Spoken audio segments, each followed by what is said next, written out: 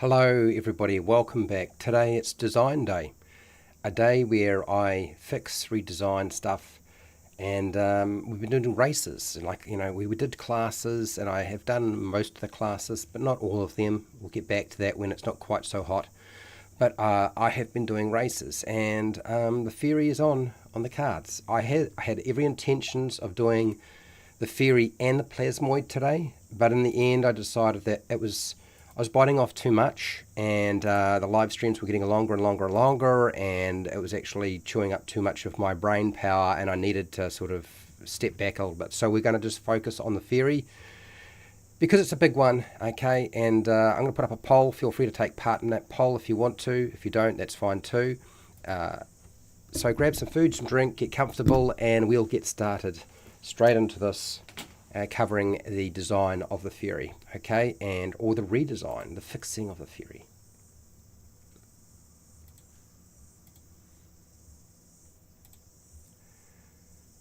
Hi, welcome to How to RPG. My name is Fred Weller, and today I want to talk about tabletop role-playing games, and this is redesigning, fixing, remastering the Fury. For those of you who are unaware of what the Fury is a fairy tale fey, fairy-like creature, and it's very popular. There's a lot of people I've found who really enjoy the idea of playing a fairy character. And I've had fairies in my own games, so I know what happens when you have a player playing a fairy. I know the sorts of things that can crop up, the questions that will be asked. And so today what I want to do is I want to go through the 5e version of the Fury that they currently have, because they've changed it a couple of times, and I want to pull it apart and see if there's anything we can do with it to actually sort of help make it a little bit better. But before I do that, what I would like to do is cover sort of my goals. It's make it clear what I'm trying to achieve. I want to say right now there are two big things about the Fury class that need to be considered, and that is flying. If you're going to have a Fury, you have to have a Fury that flies, because there's no point having a Fury class, a Fury race, or species, or ancestry, or whatever you want to call it. There's no point if it doesn't fly.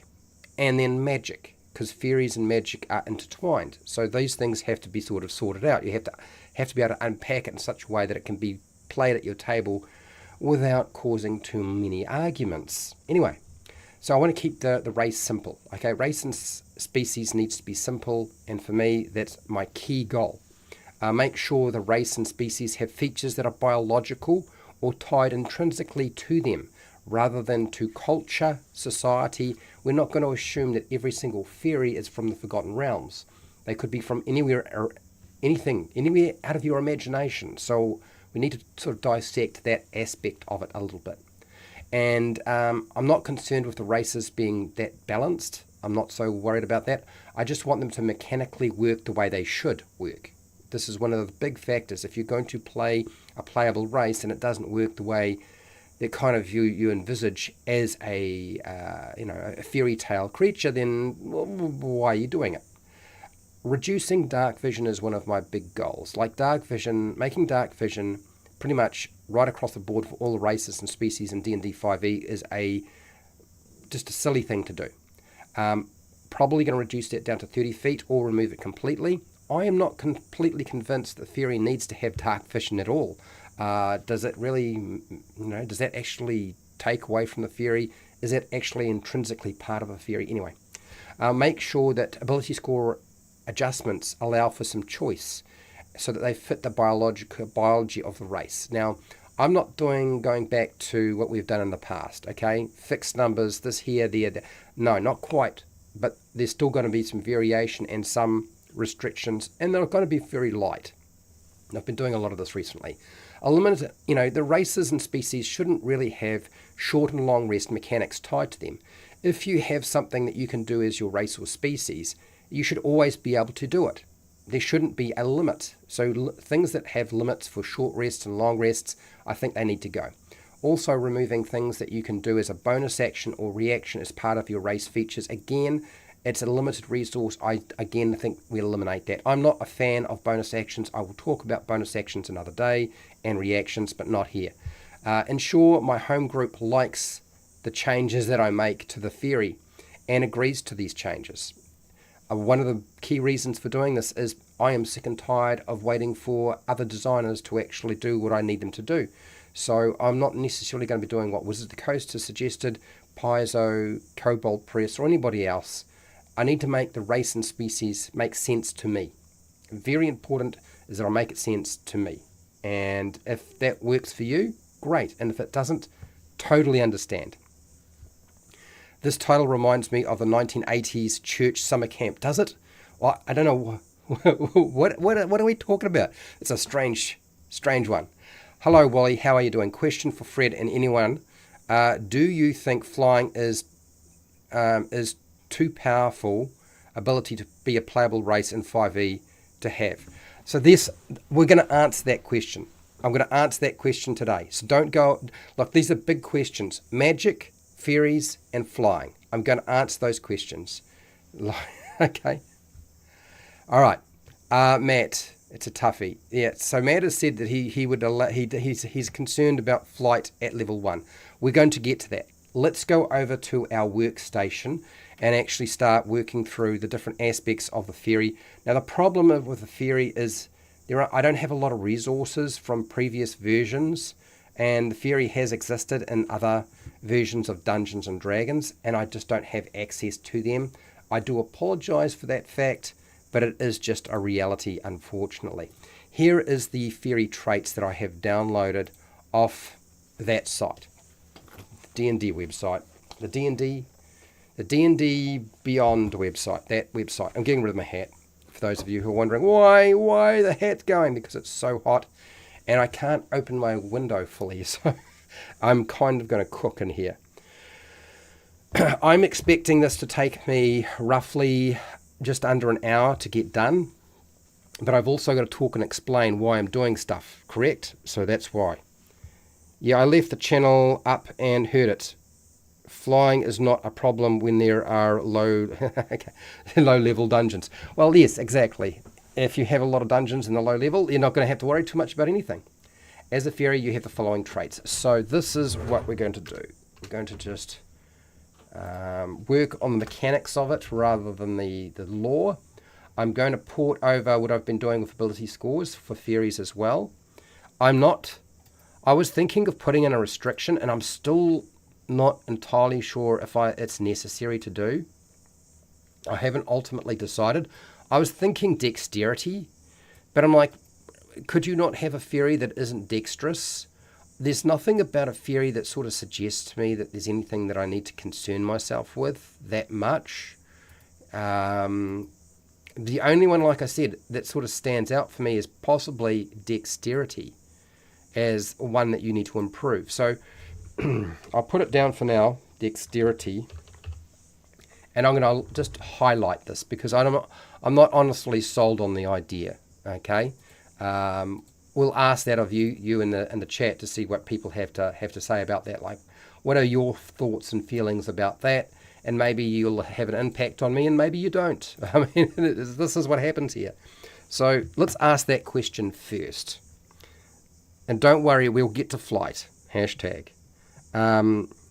What ability score do you think a fairy would have a benefit in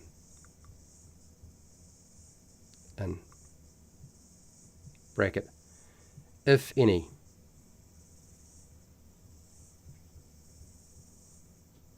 So let's see what people have to say. You put in your 2 cents. Okay, that was nice and quick. So what we're doing is what I've been doing with all the races, and it's already pretty much tied in with D&D 5e, which is you determine your ability scores by increasing one score by 2 points and another score by 1. Okay, a different ability score by 1, or you select 3 different ability scores and increase them by 1 point. Okay, that's cool. But I've also, like I said, one of these could be sort of tied to a particular thing. For me, the only one I can think of that really sort of sings is dexterity, just because of the flight thing. But is that absolutely necessary? Charisma, constitution, give them dex likely, but int possibly. So there's lots of different ideas floating around here. Give disadvantage to balance, flight, one con, lighter, thinner, bonus maybe. I found your channel when I'm looking for Star Wars saga information. Oh, Whiplash T9. How's it going? So Whiplash, stay put for a second because you just talked about Star Wars and I wanted to tell you something. Those were awesome videos. Just wanted to say thank you and show support for your work. So Whiplash 79, a little bit off topic. We were returning to Star Wars Saga or Star Wars the role-playing games in the future.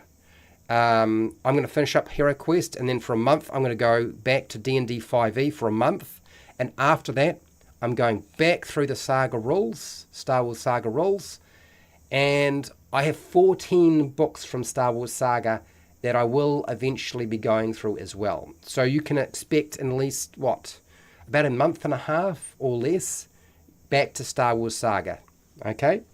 All right. Okay, so this is what we're doing with this. Creature type is Fey. I have no problem with that. Let's leave that. Size. I'm not actually sold that it needs to be this. You know, if you look at the folklore, and I don't need to pull up the folklore on Wikipedia or Google because I've looked. The size of a fairy can be very different. You could be small, you could be medium size. Heck, if some fairies are tiny. Now I know there is there's a significant issue with being tiny size because you can kind of get anywhere, and none of the races are tiny for that very reason. But you are small or tiny. No, I'm only kidding. Medium size. I think we give some variation on that one. I think that's perfectly fine. So let's just make sure I've got this right here. You are medium or small. You choose the size when you select your So I wanna do this. I know that's a small change. It's not a huge one. It's not dramatic or anything like that. But paste, and we'll just move these around. Or small.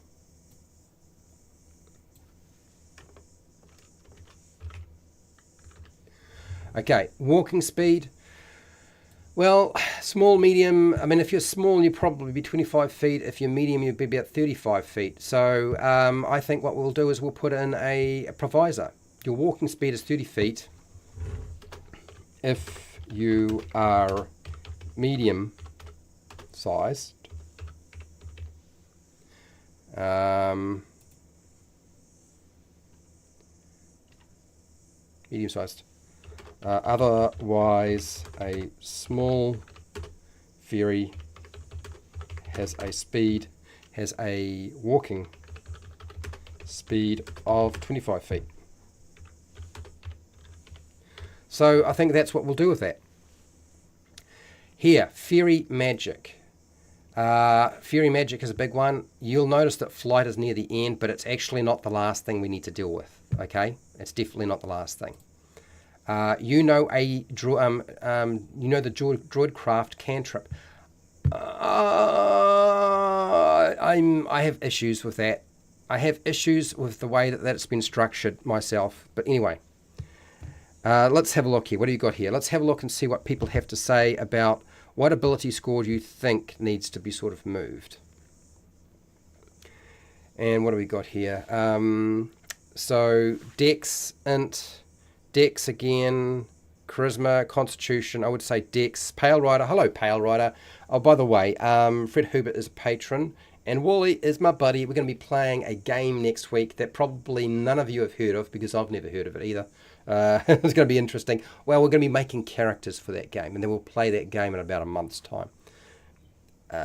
Mage the Ascension, I believe it's called. What do we got here? Dex. I would say Dex because of flying. I tend to think that's sort of where my head would go. I could have fun with a fairy that is clumsy. So Fred, I have no idea with taking out Druidcraft and putting prestidigitation in there. But I don't know why we need to be so specific. I don't understand why this is an area where there are so many different types of fairies. When you look at folklore, the folklore for fairies is so different. I mean, they have something that underlined sort of stays there. It's you know, they're magical, they tend to fly, but not all fairies fly. But here's the thing. The magic that they seem to display doesn't always seem to be exactly the same. So why do we need to tie that down? I don't think we need to. I think we make that an option. That we make that, one.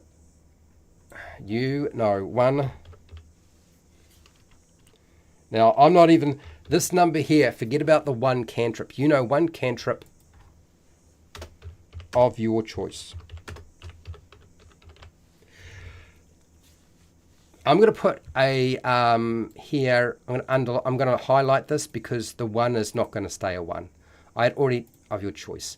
I was never intending for Fey Magic to just be one cantrip. Okay. The Singing Oak. Hello, the Singing Oak. How are you? Prestidigitation, not Druidcraft. Palladium game gives them a chance to locate water. Interesting.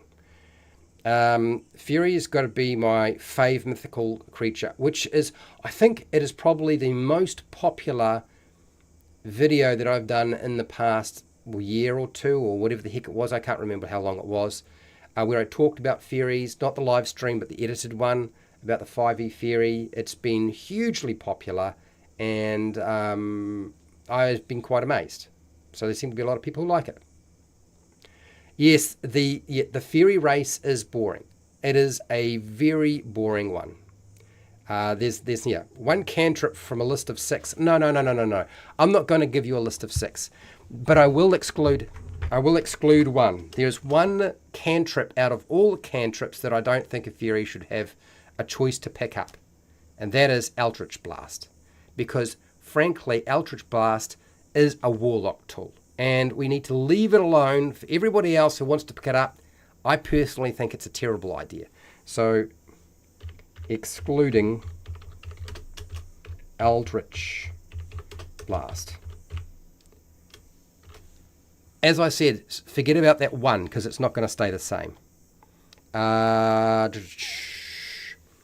wish they made more features and lore. My players will insist that I put in lore for this. Don't worry. They'll be very insistent. I'm good. Great. So I intend to give the Fey Magic option more than one cantrip. Now the reason being is, and I would never do this with any other race, pretty much any other race, it would not make sense to give them spells or cantrips, in my opinion. But a fairy, it would be ridiculous not to give it to them. Utterly ridiculous. Also, utterly ridiculous not to have them fly. But there's some problems with flight. We'll get to that. So here's a lot. Let's look at this next section, which I don't like a lot. Okay. I need to drink some water. So here we go. Starting at 3rd level, you can cast the Fairy Fire spell with this trait. So now what we've done is we've made essentially a race, a species, an ancestry. We've made it like a class setup. Why is it that at 3rd level we now get Fairy Fire? Why are we doing that? Are you telling me that is it because it's called, the spell is called Fairy Fire? We should give the Fairy Fire. But if you're playing a fairy and you want to be a spellcaster, then you can get Fairy Fire by picking up a particular class, or you could use a feat to get it, right? And you can do that at level 4, or you can do that at level 1 if you pick the right class. So I think this, I find, even though it's called Fairy Fire, my assumption is in my head when I think about fairy is that not all fairies are super magical. Some fairies will have some magic and some fairies will be like the worker ants and do other things. They look after the plants, and they make sure that the bumblebees are having a good time, and the ants are doing what they need to do, and the bugs and the ladybirds are all happy and having a party. I mean, whatever that might be. I don't know. Okay, but this is going. I don't like stuff where you build it in and you get it at a certain level with races. Okay, so I'm getting rid of that. Hello, BY. What's BY mean, by the way? I'm kind of curious, Calrel. Wally's going to go. See you, Wally. He's probably already gone. If I've missed you, I do apologise. I played a Fury in Rift's Earth for half of a game. Railgun ended her. Oh, good, really? So Esper locked his monstrous heroes to classes based on monster type. Okay, I know, I am aware of this. I was building characters for it not so long ago. Okay, starting at 5th level, you also cast the enlarge reduce spell with this trait. Again, I'm not convinced that this is what we need to do. Again, for me, this is a problem. Once you cast Fury Fire or the enlarge reduce spell with this trait, you can't cast the spell with it again until you finish a long rest. You also cast either of these spells using your spell slots you have the appropriate level. This whole section, I honestly think should go. Now, this is what I really think it should look like. When you get a race or a species and you can cast magic in your magical, you need to make it magical, right? So there's got to be some way of doing that. And whatever magic you have probably shouldn't be limited. We leave that for the classes to deal with. Things like classes can deal with that much better than a race or a species. And since this is the kind of magic you put when a fairy is born, or first comes into existence because a child laughed, if for those of you who know Peter Pan, whatever the lore is that you're using, the magic that they initially start with is probably very basic. So that's why I think cantrips, and I'm going to say 3 cantrips. 3 cantrips of your choice. I think that is a much better idea. You select what they are going to be. If you decide to pick Prestidigitation, great. If you want to have Druidcraft, great. If you want to have Minor Illusion, great. If you want to have Firebolt, fine. Okay? I'm not really too concerned. The only one that I think you need to leave alone is Eldritch Blast, because for me that is a Warlock cantrip. Next, Intelligence, Wisdom, or Charisma is your spellcasting ability for these spells when you cast them with this trait. Choose when you select this race. I have no problem with that either, frankly. So what it essentially means is whatever class you decide to pick up, you can move it around. And whether you're using Intelligence, Wisdom, or Charisma for your spellcasting, frankly, I don't think it really means very much at all. I think it means almost completely nothing. That it is so unimportant that we get concerned about that sort of thing. Because clerics cast magic from wisdom, and wizards cast magic from intelligence, and sorcerers cast magic from charisma. So there's precedence for that. So that part of the sentence, I think, has no problem whatsoever. Laugh out, Peter Pan reference. Yes, of course I'm going to refer to Peter Pan. Absolutely. I think giving the fairy race a lot of innate abilities, but restricting them to non-spellcaster classes. Again, I'm not really a huge fan of putting in too many restrictions. It's not really my thing. Typical pixie. Let's players player checkers or butterflies. It can get squirrels, for example, could work. Polymorph. The problem with, so for those of you who are unaware, the D&D 5e pixie is one of the most powerful monsters out there. Okay, even though we won't necessarily classify it as a monster, we call it a creature because it can polymorph. Polymorph is an enormously powerful spell. And if you understand and you've used pixies before in your games, you'll know why. Okay. Polymorph. I felt prefer Peter Pan. The Peter Pan reference. Yes, why not? Actually, publicly for viewing. Will this be? So I take these and I put this document onto Patreon, and I think it's $1 a month is the lowest you can pay to get it. That's where it goes. But it's publicly viewable on my live streams. So if people see what I'm doing and they decide to just copy it, I'm not stopping you doing that. Do you know what I mean? But that's how I pay for my channel, is through Patreon. It's become more and more of a problem actually keeping the money rolling in to actually pay for everything, including my time. So and my time never gets paid for. So flight. So this is what I want to do with fairy magic. Flight. Let's deal with flight. There's a couple of things with flight here. And I'm going to make the changes, and then I'm going to explain to you why I've done what I've done. Okay, because I've actually had fairies in a campaign as a game master from level 1 through to about level 13. We did that level at playing D&D 4e, and every potential problem that could come up came up in that game, because I was dealing with people who were very bright, and they were power gamers, and they knew how to play D&D, and so everything was spilled out. So we'll deal with that. Because of your wings, you have a fly speed equal to your walking speed. I have no problem with that.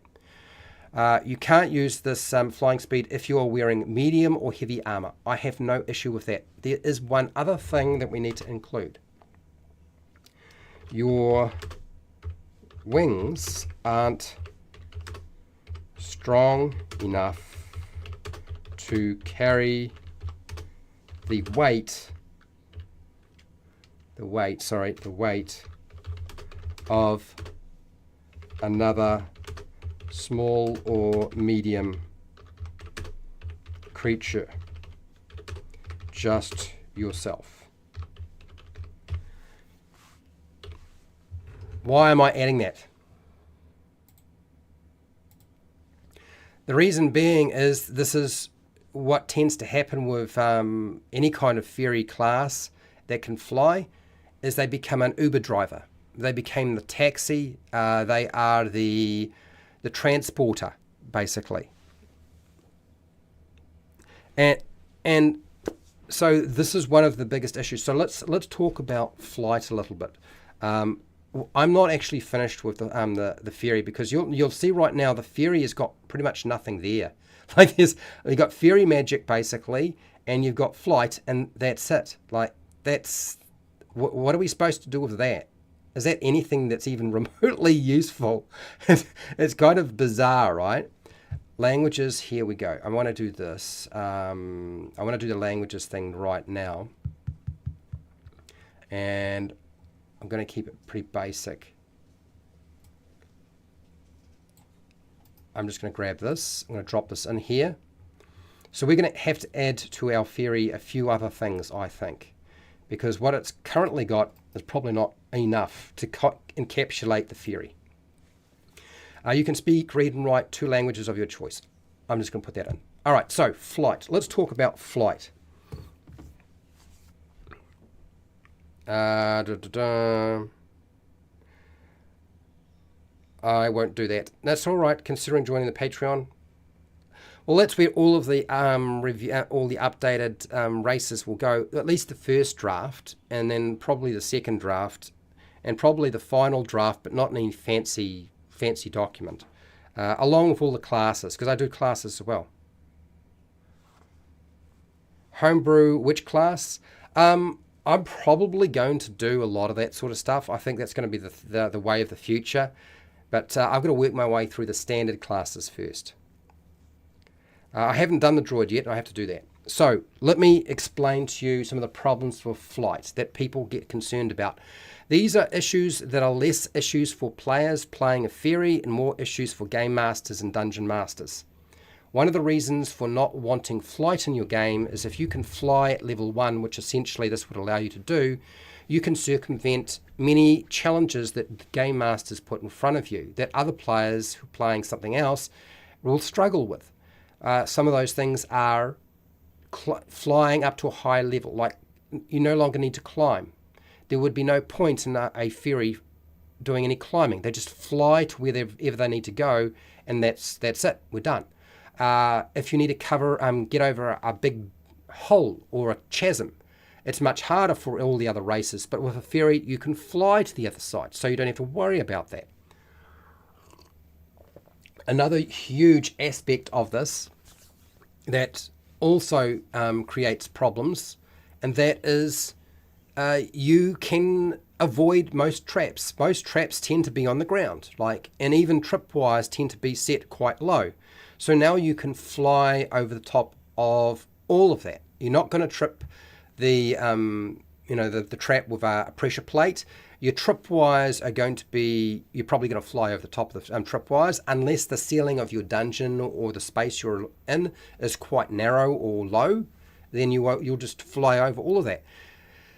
So what game masters then wind up having to do is they have to start thinking, well, now I have to put traps in a different way. And when they do this, as a game master, when you have a player who can circumvent all those traps, and they don't have to do anything, they just have to move, just fly from one place to the next. Like a fairy is going to fly indefinitely. You're never going to touch the ground if you don't need to. Okay, you can get across a molten river. You can get across a river. Like if you need to cross a river, you don't have to swim. You just fly over the top of it. All these sorts of things come into play. So what they wind up doing is game masters will put their traps in and have their tripwires at different levels. They might have multiple. And of course, when the player who's playing a fairy comes across those types of tripwire and traps, since suddenly there's very few, it's not just a pressure plate, there's now tripwires at different levels to capture and for them to bump into when they're flying, they get accused of being a bad DM. It generates a great huge rift. It's a whole, and game masters and dungeon masters don't want to have to go through that for good reason, right? I totally understand. This is one of the big problems with flight. The other thing with flight is not just getting past traps and hazards and up high spaces and cliff faces and over holes and all the rest, and that is the Uber driver problem, or the taxiing.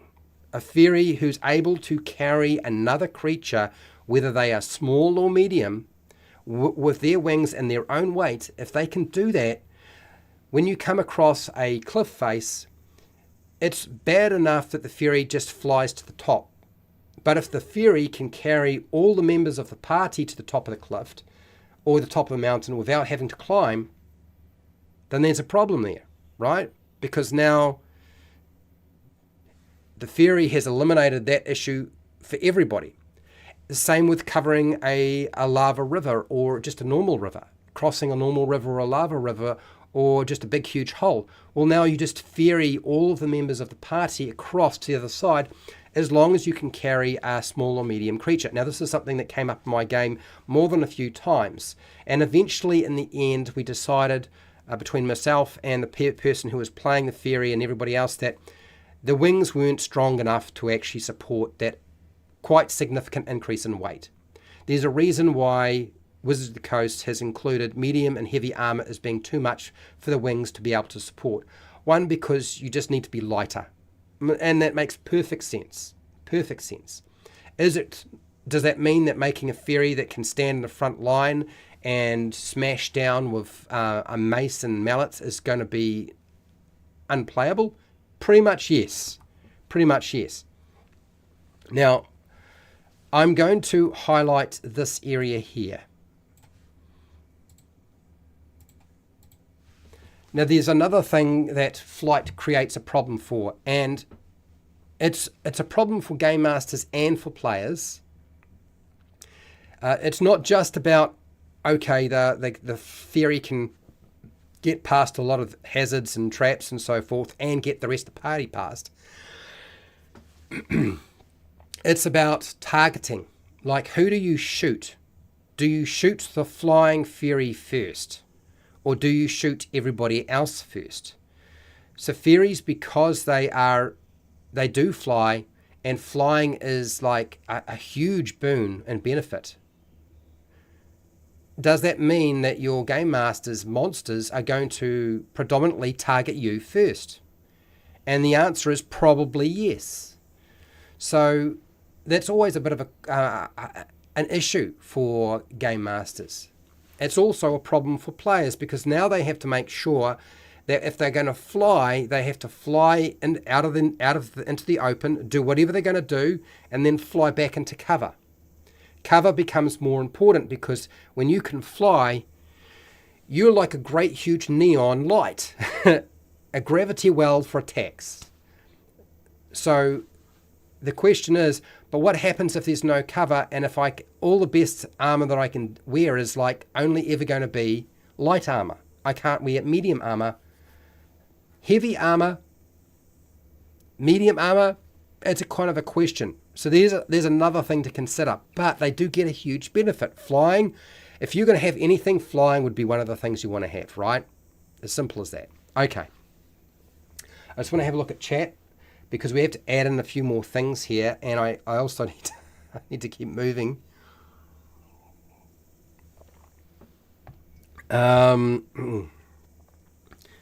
Okay, I have to admit, optimize. Limited communication with forest animals, squirrels, birds, and such. So, Pale Rider, I agree. I am of the agreement that there's some sort of communication with forest animals, squirrels, birds, and such is probably intrinsically required for something like this. Yep. So I totally agree. Glide about 40 feet initial at 6th level, turn to full flight at 40. Okay, so here's the problem, Cal-Rel, that I've always found is whether they can fly, a fairy can fly at 1st level or fly at 5th level or 6th level, it makes no difference. The reality is that you can fly, and your flight is not a spell. It is not a limited period of time. You can just keep flying for as long as you like. So it doesn't matter in the slightest when you give them flight, at what level. It makes no difference whatsoever. The problem will always permeate and continue. A fairy that has the ability to cast invisibility on itself and is flying is now much harder to find. Because flying and invisibility, as we know, is the trump card for D&D.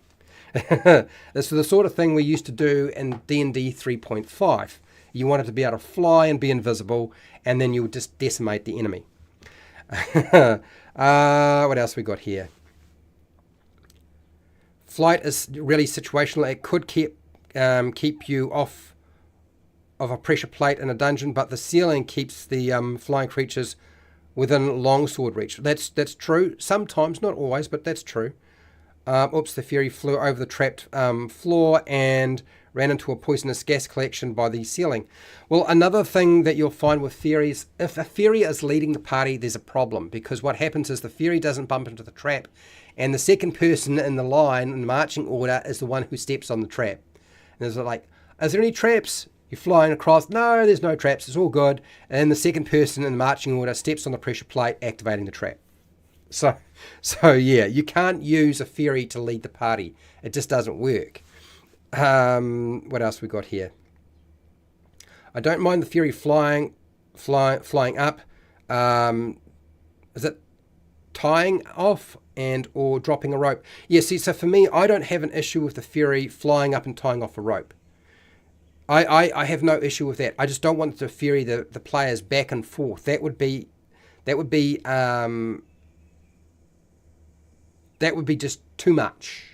So I agree, Fred. I have the same opinion. Just weight limit based on strength and size. You can fly carrying up to half your weight that would encumber you walking. I think because most people aren't using encumbrance, I think we need to keep it much simpler than that. Fury flies over the lava. Oops, your wings start to smoke, then burst into flames. Please roll up another character. Well, or you become a magma method. Yes, Fred shoots the flying creatures first. I'm sure you do. I do too. I wouldn't let them carry people or more than leather armor. And I'm kind of the opinion myself. Flying is a choice. Choice over consequence. Plant communication also. Calrel, I tend to agree. New monster, Fey Gobbler. Fairy Gobbler, a large hawk-like creature with a displacement beast ability that loves fairy flesh. Okay, all right. Okay, so let's establish that we need to include a different form of communication, because fairies in communicating with something else is pretty common as a trope that we see with fairies, and so I'm all for let's go the plant and animals route. I have no issue with that whatsoever. So let's find that. Now we did that with the gnome, if I remember right, which is a little way back. I can't remember exactly where it is, and if I can find it, I will. But that's the orc, and then we're going into dragonborn. I've got to call it something else. Can't call that. Speak with small animals. So this is from the gnome. We built this. So let's take this ability and make some changes to it. Let's go copy, and let's go down to our fairy, and let's transpose that ability in there and make some changes for it. Flight. And we'll put it under here, under communication, because I like the idea a lot. Okay. We're not going to call it speak with small animals. We're going to call it Fey telepathy. How's that? We'll call it Fey telepathy. So forget about the sounds. Forgetting about the gestures. The magic of a fairy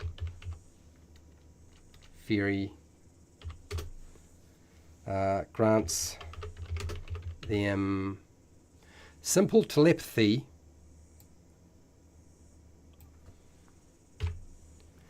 with, and I'm not going to say small beasts, I'm just going to say beasts. Let's go animals, beasts, and plants.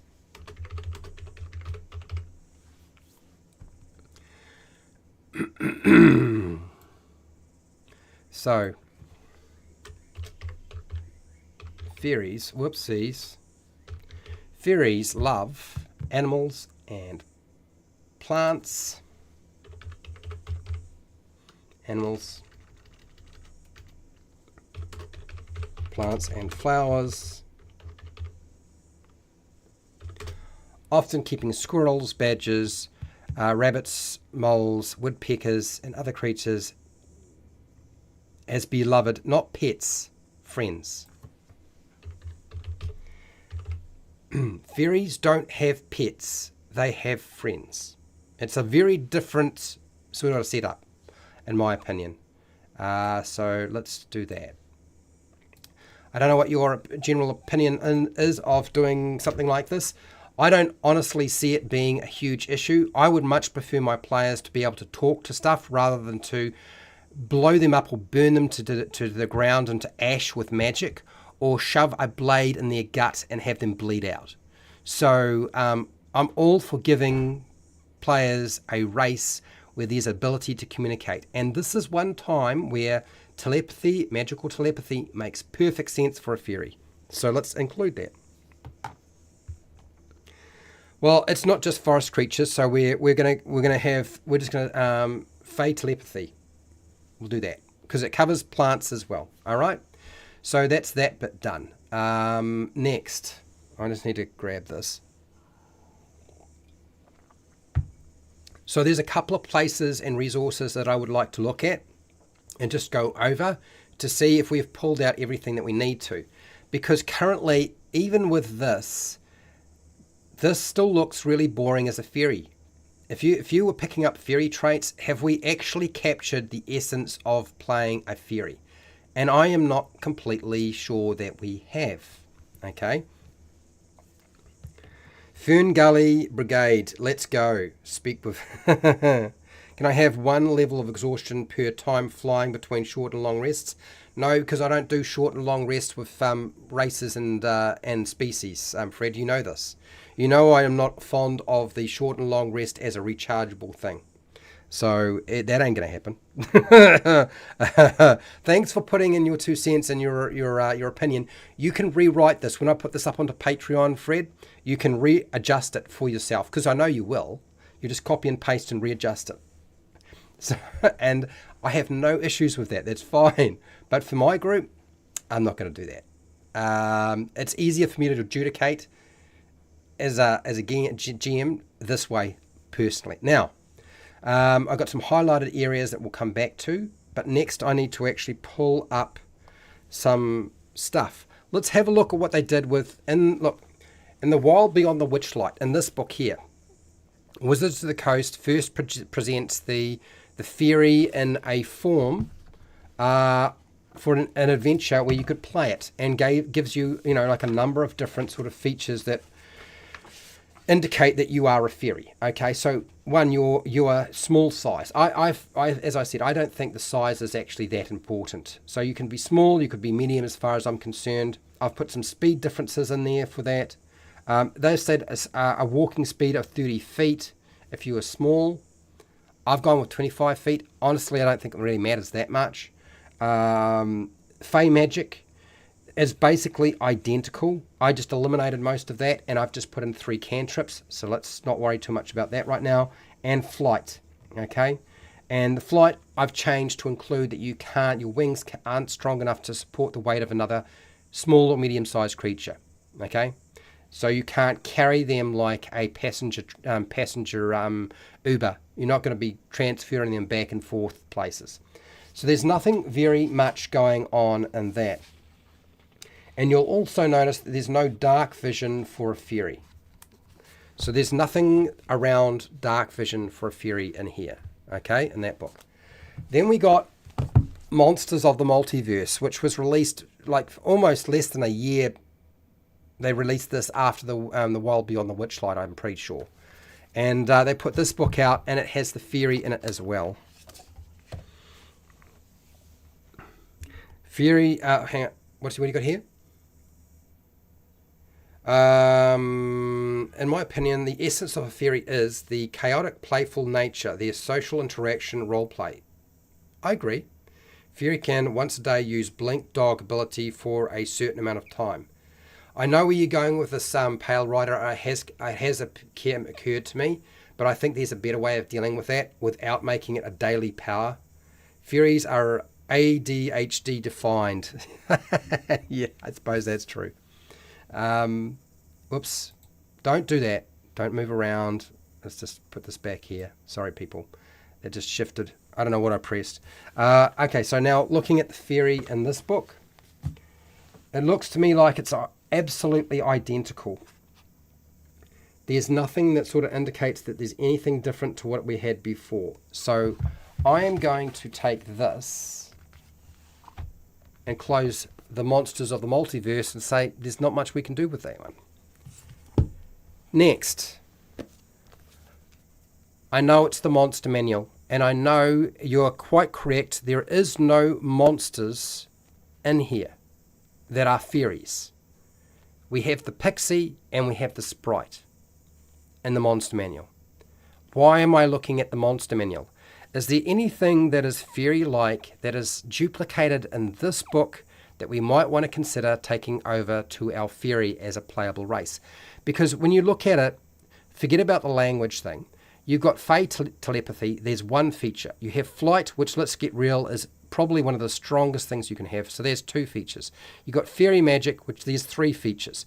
And that is really the only thing that defines you as a fairy out of all of this, is these 3 features and nothing else. That, I don't think, is going to be quite enough. What I'm finding when I'm doing these races and species is that 4 things that help define you are probably about right. Because what defines you is not the languages you pick and how many you have. It is not how fast you move, because frankly, whether you move 30 feet or 25 feet is really not that important.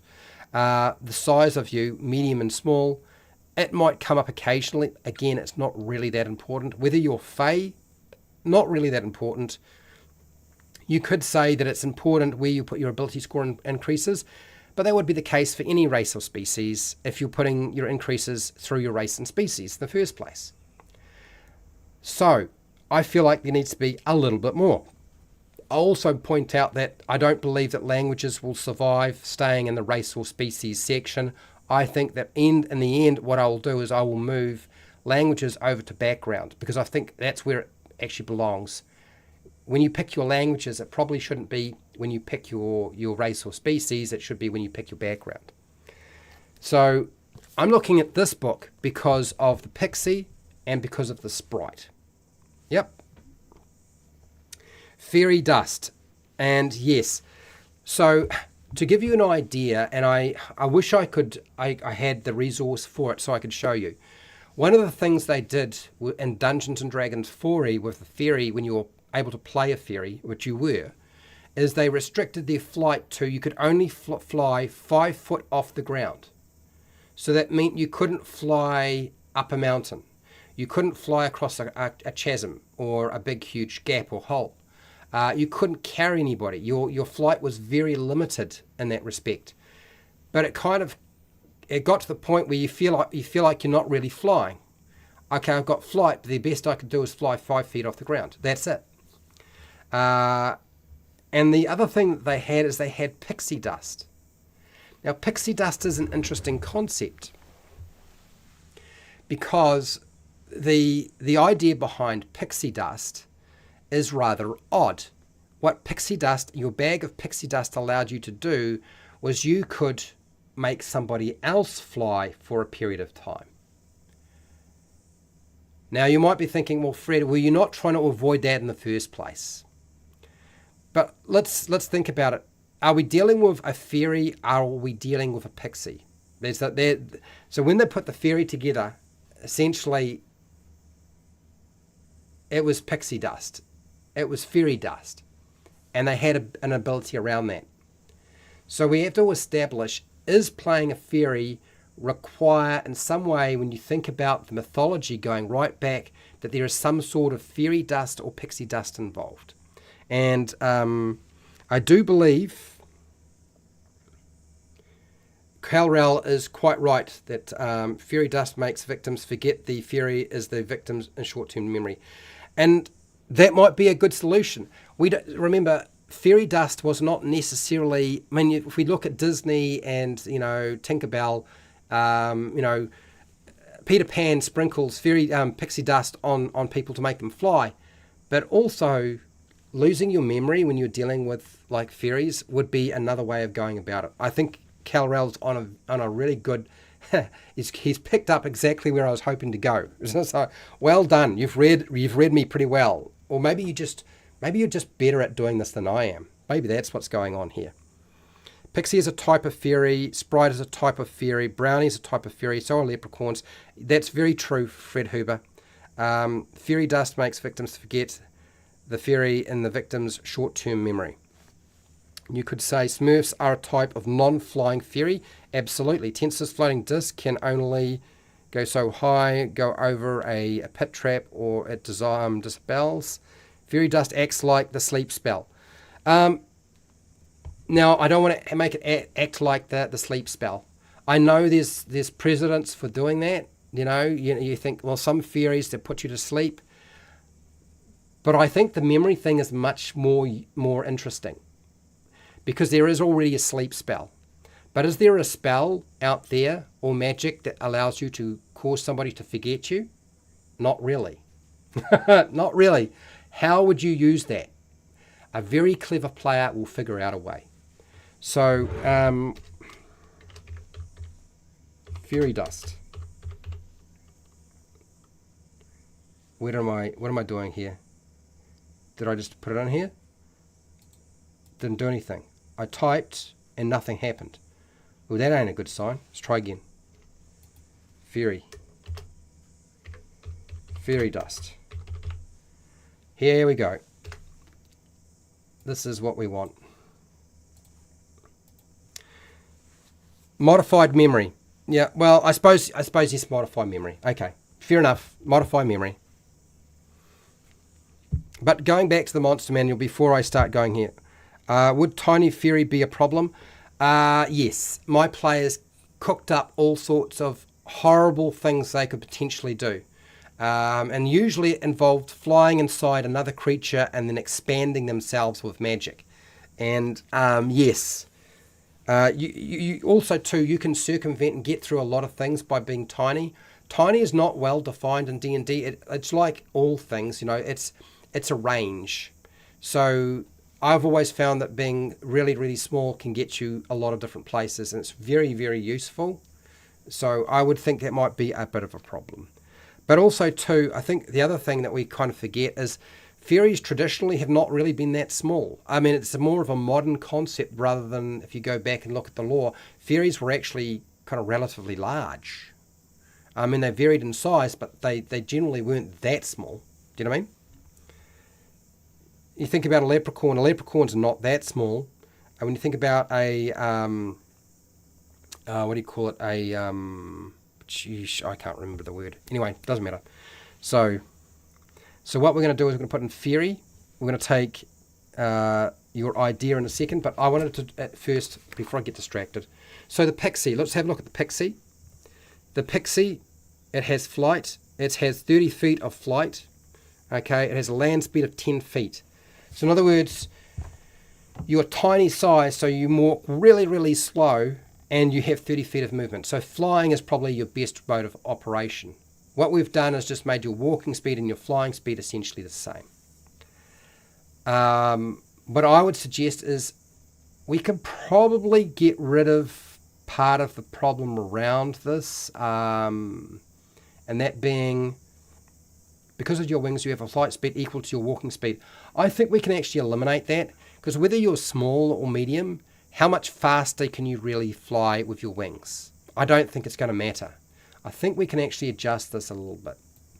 The walking speed's different, but most fairies are never going to walk, they're going to fly anyway. Because of your wings, you have a flying speed. Now, I guess making it equal to your walking speed means that if you're a monk and you can move really fast, suddenly your ability to fly can become really quick as well. Is that something we want people to be able to interact with? That's a really good question. That's a really good question. I'm not sure that's such a great idea. Fix the fairy, use a fly swatter. Okay, all right. Yes, and so I have had people who've done that, and I've done that too. There's been you take damage as you expand inside another creature. The creature you're expanding and also takes damage.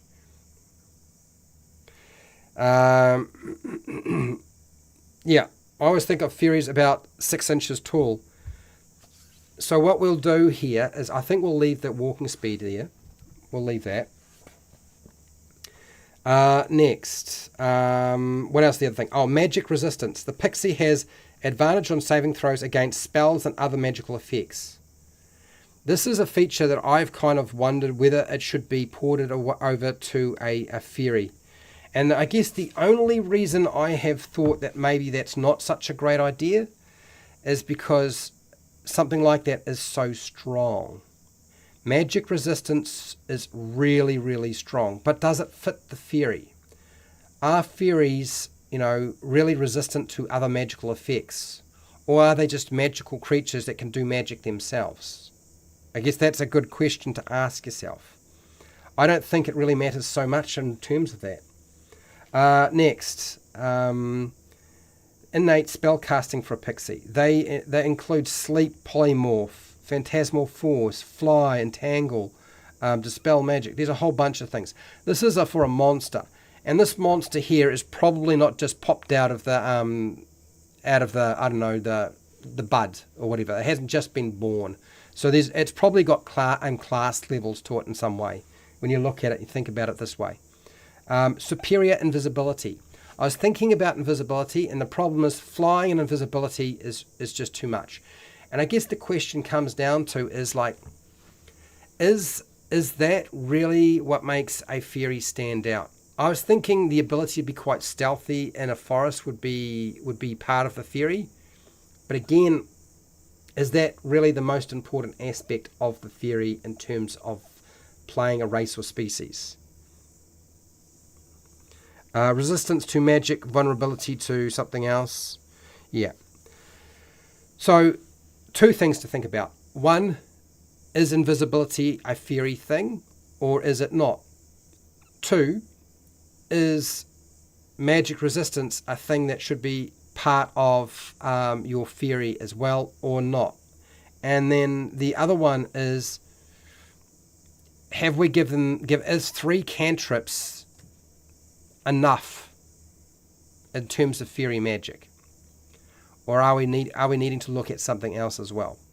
All right, so that is the pixie. Now the sprite is much simpler because the sprite basically, it has a flight speed, it has a walking speed, it's tiny. Okay, 10 feet walking, 40 feet flying. It's got a couple of different features here, but invisibility again crops up.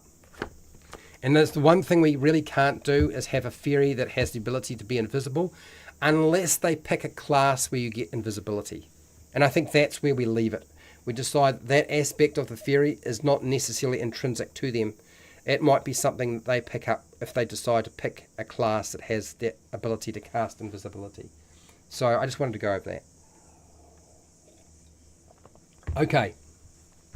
Last thing, I just want to go here and I want to deal with fairy dust. 1, 2, 3, 4, and that would probably lock us down quite nicely.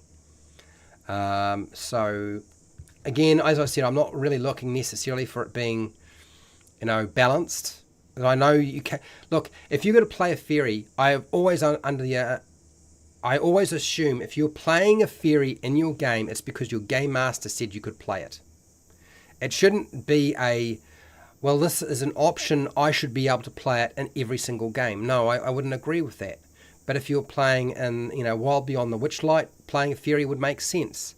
If your entire group or party is made up of fairies, that's great. That actually makes it easier for a game master if you can all fly. If you're all fairies and you're all flying, well, I've had whole groups that were all gnomes and all dwarves and all humans. It can work. Or goblins. We all played goblins at one point. So there is a place for this. I just don't think it necessarily needs to be in every single game. Okay. What I want to do is I want to port over some of the ideas that Cal-Rel had put forward and just refine it a little bit. 50 feet, fairies can absorb a certain amount of magical damage or dissipate it. Possibly. What I will do is I would just want to grab the Fey Dust idea. And Cal-Rel, your idea is pretty brilliant if you ask me.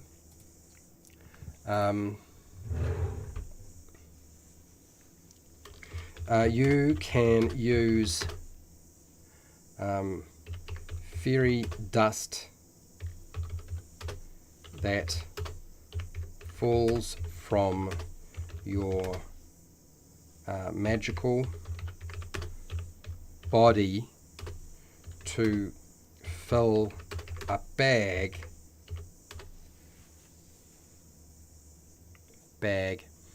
with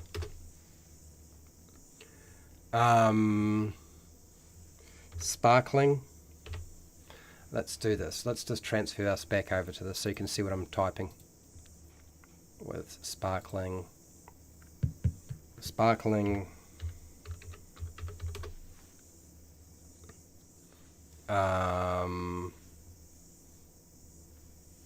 what do you call it?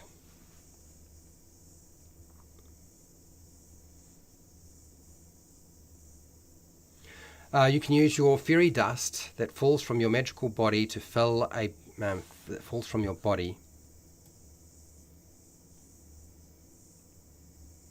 From your body to fill a bag with sparkling magical particles.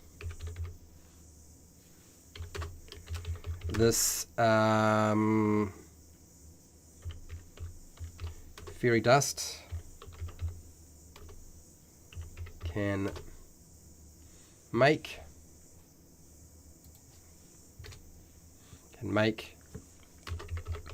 another creature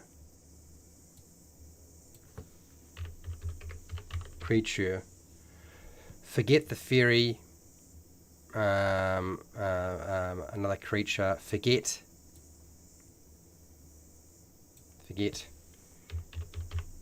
everything that happened in the last hour. I think that's a reasonable period of time. That'll give them time to figure out how to sort of mess with it a little bit. So that's I think that would be quite fun. Powder, yeah, particles powder, magical powder. Thank you.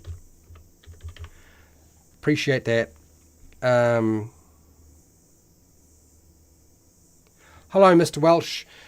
Glenn, I know you know a lot about playing fairies. So this is what I'm doing with the fairy. You let me know if I'm on the wrong track, because I know you'll set me right.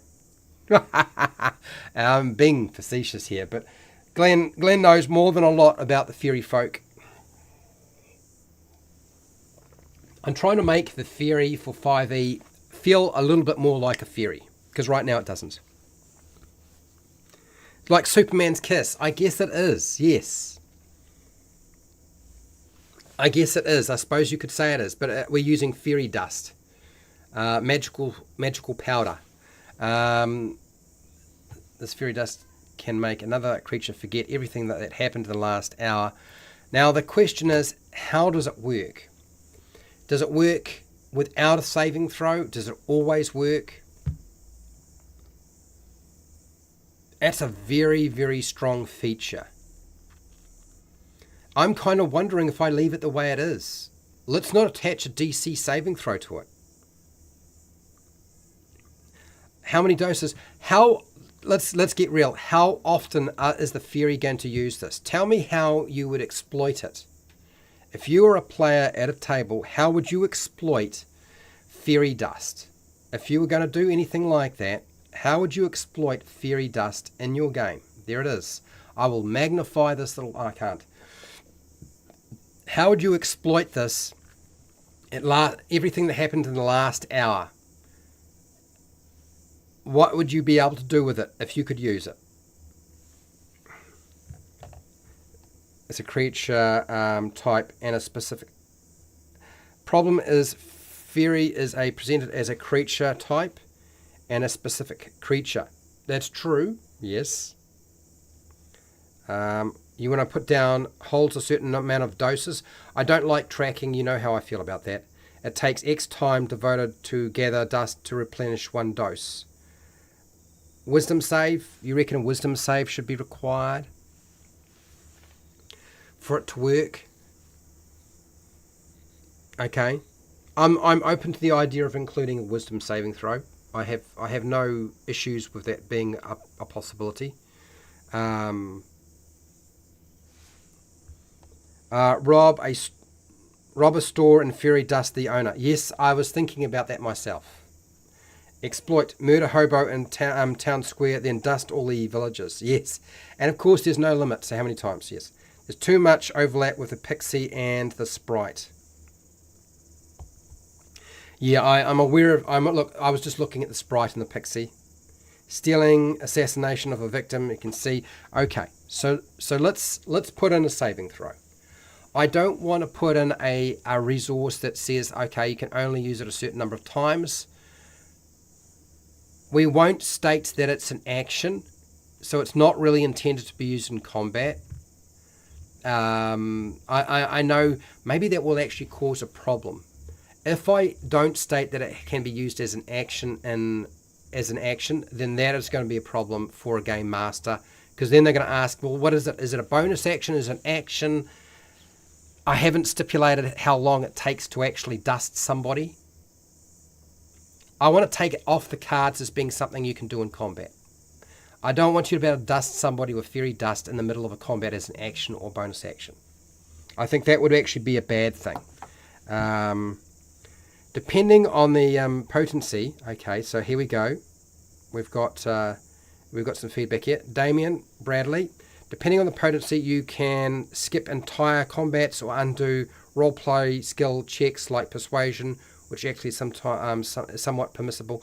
Okay. All right. So you guys have pointed out lots of different things. So I do need to clean this up. So let's tie this down a little bit. I'm not going to limit the number of times you can do it. Okay. Your bag is full of a lot of your fairy skin. Basically, your fairy dust is basically your I guess your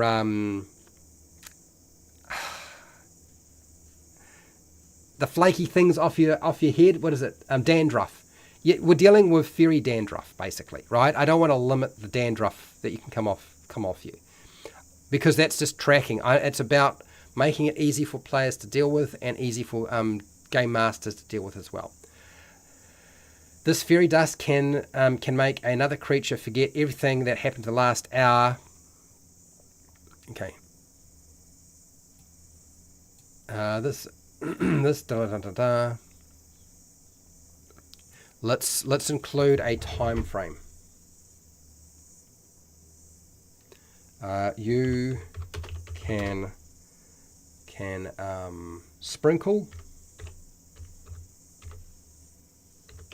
sprinkle fairy dust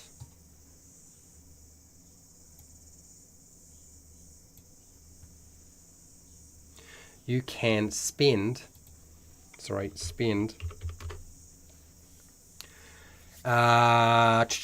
now we want to eliminate the action, but we still want to make them forget. And what's the easiest way to do that?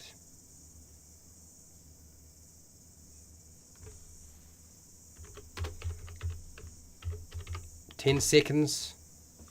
You can spend 10 seconds to sprinkle fairy dust.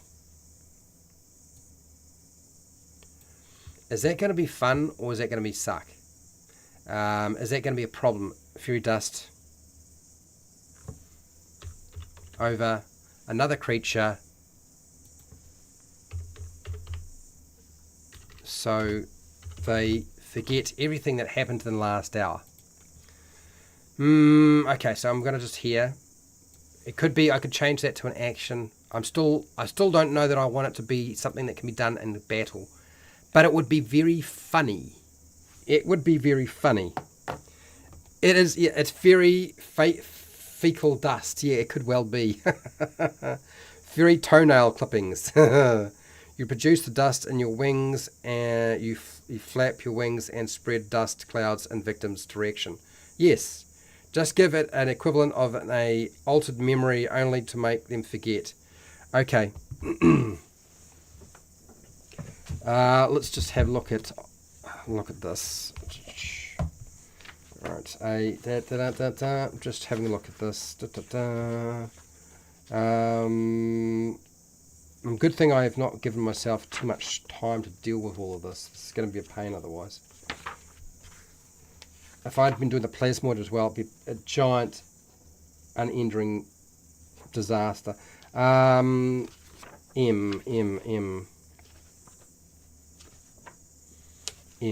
No, M. That's not M. Where is it? Modify memory, which is a 5th level spell. We certainly do not want to duplicate that. At last, with this charm spell, it can affect a summoner's memory for an event that it experienced within the last 24 hours, and lasts no more than 10 minutes. Interesting.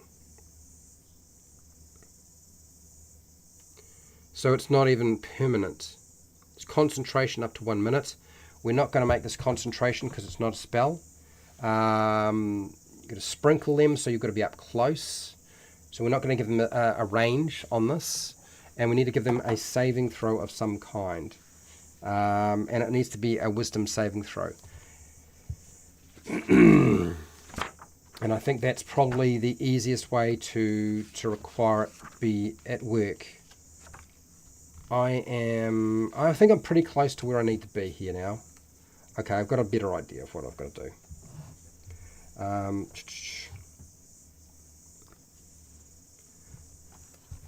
The target of the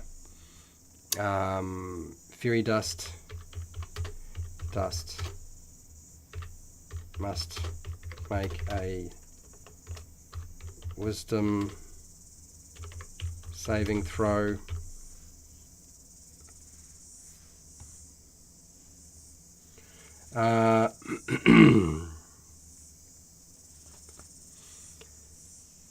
okay, you can use this fairy dust all the time. You can spend 10 minutes to sprinkle fairy dust over another creature so they forget everything that happened in the last hour. Target of the fairy dust must make a wisdom saving throw.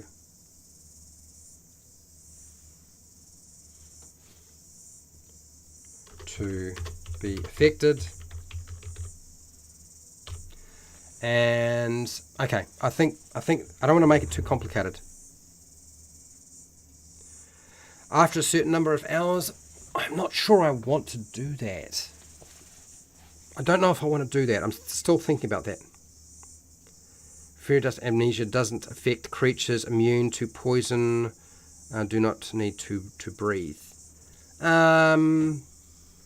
Well, it's magical dust, so I don't think breathing in the dust is even part of the issue. I'm just thinking, if I make it 10 seconds, is it taking away some of the shenanigans you could get up to as being a fairy, making somebody forget? Target of the fairy dust must make a wisdom saving throw to be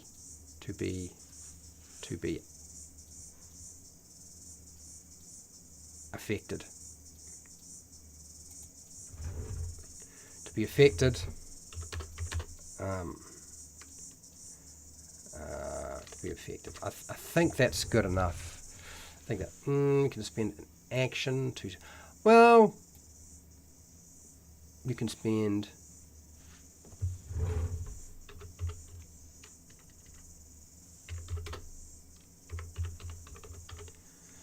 Let's make it an action.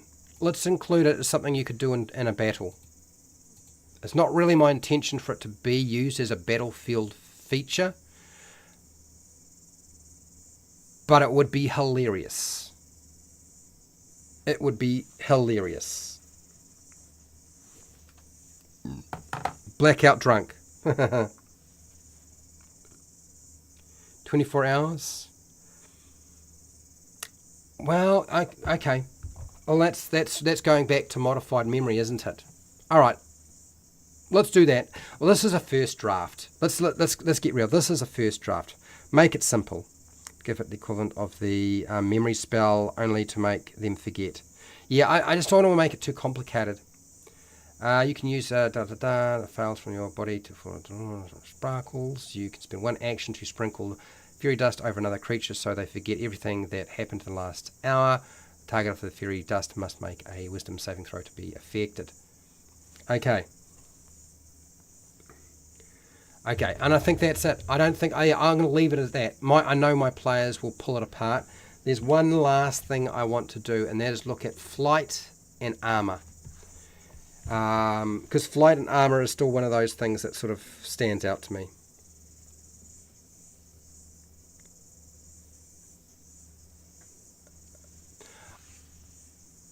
I don't really want to. If they forget it, they forget it. I almost feel like like the Men in Black. I know it's it would be entertaining to be able to. Here's the problem: if you fail it, you can try it again. This is where we go, right? This is what will happen as players will fail the first one. Sprinkle, didn't work. They did a saving throw and they saved, so they don't get affected. So you get sprinkled again, because it's not. So this is where we need to limit that part of it. I think that's what you're trying. That's probably the most important thing. The target of the dust must make a saving throw to be affected.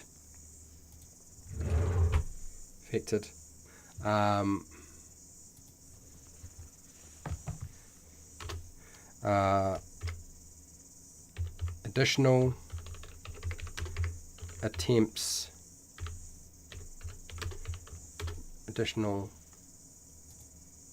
attempts to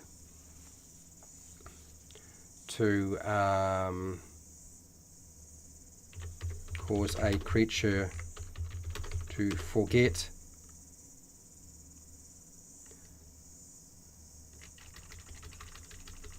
So it's a 24-hour thing, so you can't try it again for another 24 hours.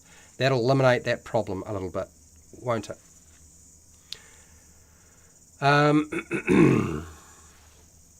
The fairy dust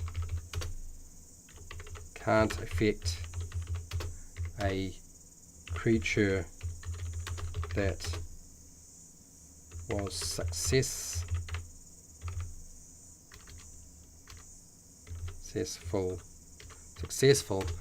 The fairy dust can't affect a creature that was successful on the wisdom saving throw for the next 24 hours. I think that's it. Let's just check to make sure I got. Let's do the fairy dust down. Push this down a little bit more. Okay. All right. Here we go. So.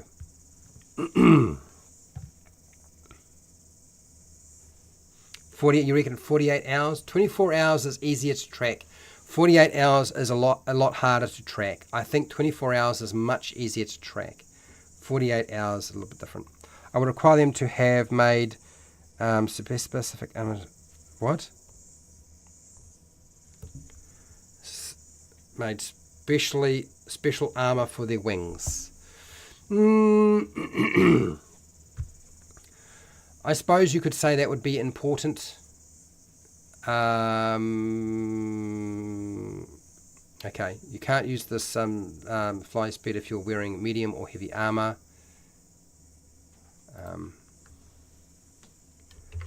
Armor needs to be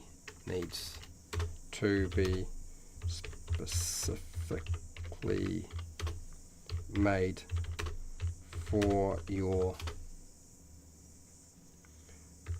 wings to fit. For your wings to fit. For your wings to fit into. Okay, something like that. I'd be alright with that. Okay. Let's have a quick look at the last little bit, which is the armor side of things. And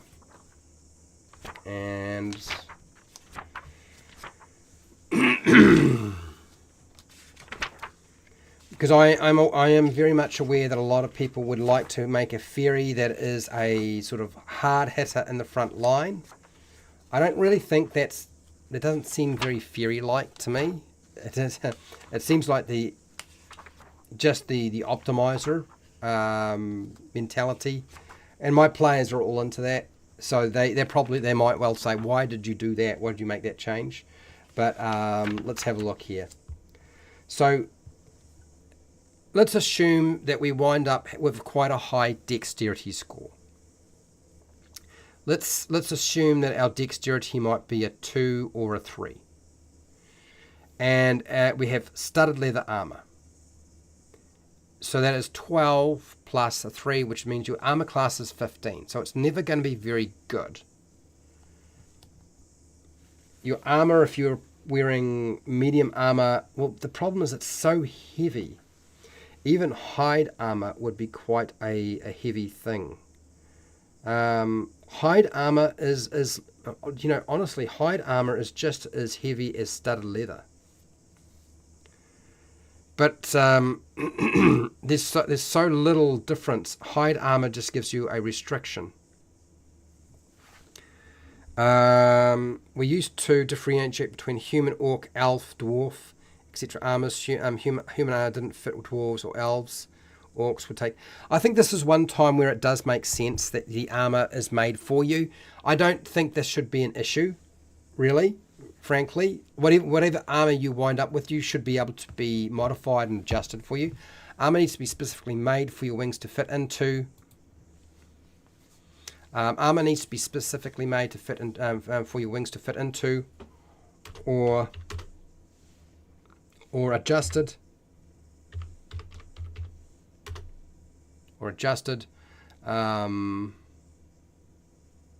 or adjusted.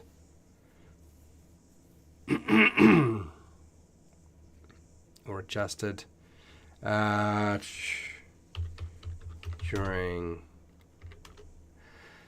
What concerns me is there are game masters, and I'm not one, but they might read this into it. Even my group might start thinking this way, that if I pick up magical armor and it doesn't have my wings can't fit into it, then I can't use it. It's specifically made for your wings to fit into, or adjusted.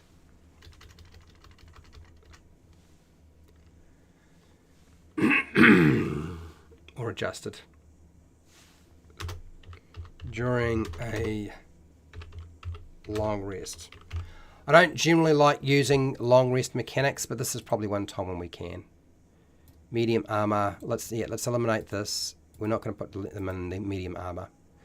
So the best armor class you're really likely to ever get is what? If you have a dexterity of 20, then that'd be 5 plus 12 is 17. So really, you're really dependent on making sure that you aren't a target. Okay. This is the first draft, obviously. I think I'm going to keep the dexterity thing because I think it makes sense. We'll keep that. And yes. 1, 2, 3, 4, 5. And we've got fairy dust. 1, 2. Yeah. Okay. So there might need to be some adjustments made to this, but I think that's at least a good starting point for the fairy in terms of what I would like to see it do. Kind of fits the lore a little bit, which is always what I kind of want to do with it. Yeah. But I'm going to say right now, I think the fairy is probably one of the harder ones that I've done to actually figure out what to do with. Honestly, I think it's one of the more difficult than any of the others. Give the fairy a natural armor class. No non-magical armor would give them much protection because of the size.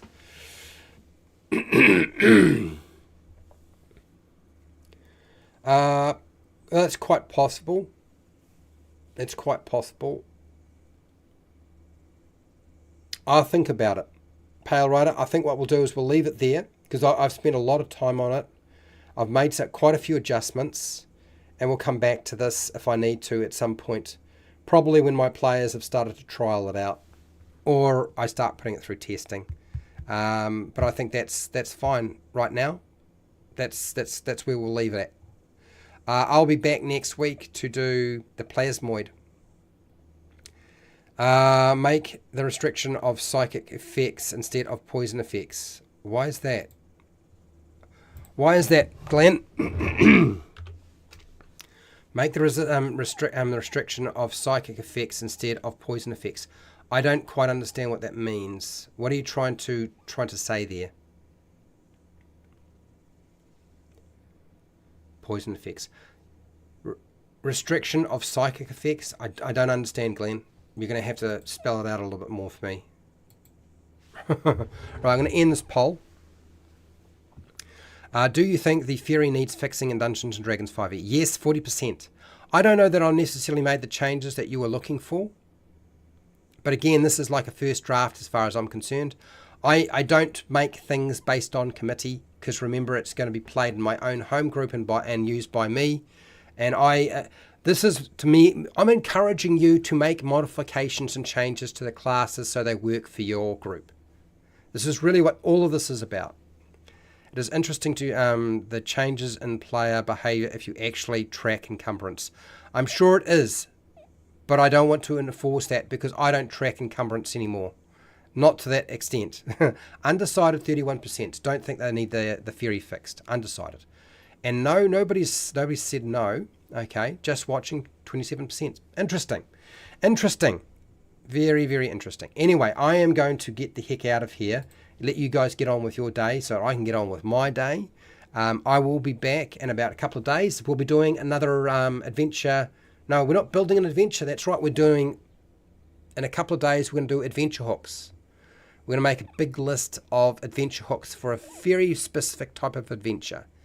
I know we've been building a lot of adventures, full stop, but I thought at least every 2 months we need to look at adventure hooks. And so that's what we'll be focusing on in a couple of days. But I will be back next week, same time, same day, same bat channel, to do the plasmoid and eventually the last one. And then those will all go on to, as a first draft, they'll all go on to Patreon.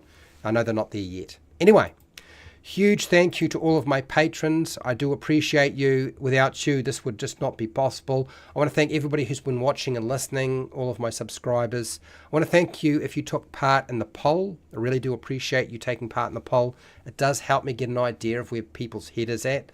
I do like that. I want to thank those of you who have been commenting in the chat, such as Fred Huber, who's a patron, Pale Rider. I want to thank Mr. Welsh, Glenn. Thank you for turning up. I know you're a busy guy. I know you've got other things to do. Cal Rel, I do appreciate your feedback on the fairy dust. I think that was a good idea. I really do. It made it a little bit more complicated than I was expecting, but certainly it makes it very fairy-like. Damien Bradley, thank you for being here and commenting. And look, if I've missed anybody in the comment, who's been commenting in the chat, I do apologise. It was not my intention to overlook you. Oh, Negative Space and Derp, who's also a patron. Thank you for being here and commenting. So if I missed you, was not my intention. So wherever you are in the world, whether it be the morning, the afternoon, the night, or the wee early morning, please look after yourself, your family, and your friends. Be nice to your neighbours. And the Singing Oak. I'd forgotten about the Singing Oak. And Wally DM was here as well. Core blimey, there's been a few of you. I'd missed you. And Matt was here. Anyway, try doing something different with your races and your species. I'm sure you can do something with it. Make it a little bit more interesting. Okay, make it a bit more fit what it needs to fit. And till next time, keep rolling those 20s. See you, Shy X.